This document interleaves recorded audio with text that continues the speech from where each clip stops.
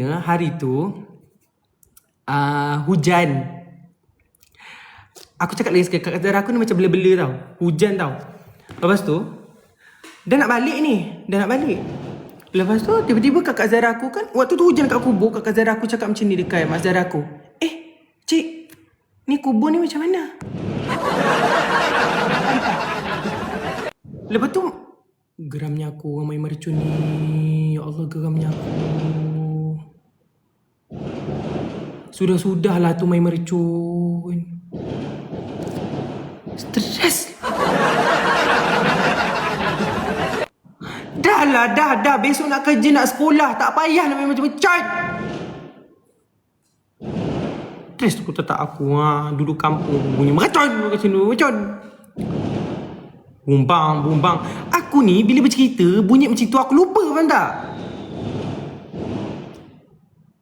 Tengok aku dah lupa dah.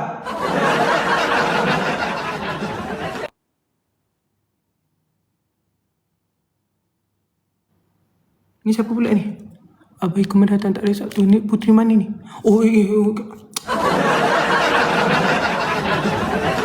Kejap puteri.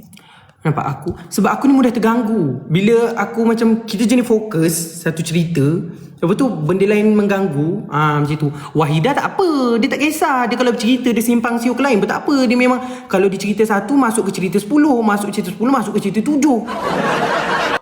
Perempuan tak apa tau korang. Perempuan yang istimewanya perempuan ni, bila dia bercakap kan, dia boleh masuk daripada tajuk lain ke tajuk lain. Dia boleh melompat-lompat. Lelaki tak boleh. Lelaki kalau dia dah fokus satu-satu je. Sebab tu kalau perempuan bila dia membebel, mula-mula dia bebel pasal kenapa tak basuh pinggan. Lepas tu nanti dia marah pula kenapa tak kamar rumah. Lepas tu dia marah pula kenapa tak cuci jamban. Lepas tu dia marah pula kenapa tak buang sampah. Nanti dia masuk sana, masuk sini. Aku tak boleh. Aku satu je. So, kan tadi tu kan diorang bawa payung. Mula-mula tak hujan, kan panas. Lepas tu kakak Zara aku tu pergi dengan mak Zara aku. Lepas tu tiba-tiba dah baca Yasin, tiba-tiba hujan. Kubur tu kan ialah hujan kan. Lepas tu mak Zara aku, kan mula-mula tu kakak Zara aku pegangkanlah payung untuk mak Zara aku sebab hujan kan. Payungkan dekat bahagian kubur tu. Lepas tu diorang kena balik. Dah balik nak jalan-jalan, tiba-tiba kakak Zara aku cakap, cik, kubur ni macam mana? Lepas tu mak Zara aku cakap, Datuk kau nak payungkan ke kubur tu? Datuk, diingat kubur-kubur ni selama ni basah kena air hujan tu ada orang payungkan ke kat kubur tu? Mana ada, biarlah baliklah. Sebab apa? Kau faham tak? Lepas tu mak Zara aku, biarlah. Kau nak kubur, kau nak payung kat kubur ke? Kekek lah kita dengar.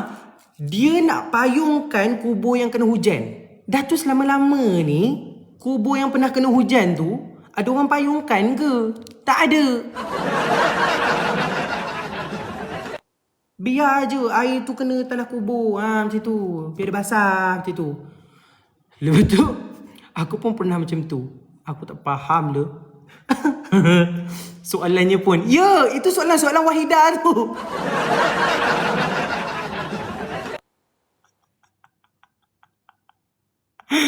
Itu adalah soalan si Wahidah. Wahidah akan tanya soalan macam tu.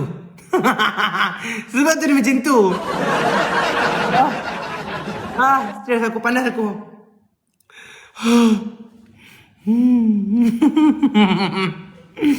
Mesti Wahidah kat rumah. Mana tu?